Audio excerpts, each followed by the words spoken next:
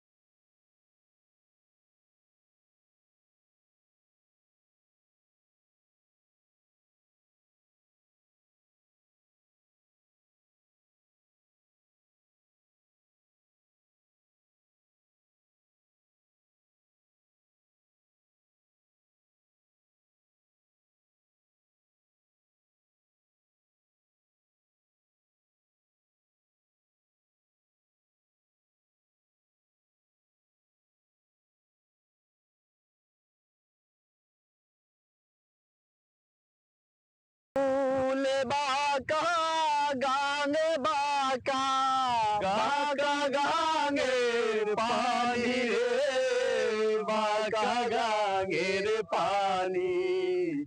সকলে বাঁকাই বাইলাম নৌকায় হাই, সকলে বাঁকাই বাইলাম নৌকায় আমি বাঁকার না জানি রে দুরন্তর পরবাসী।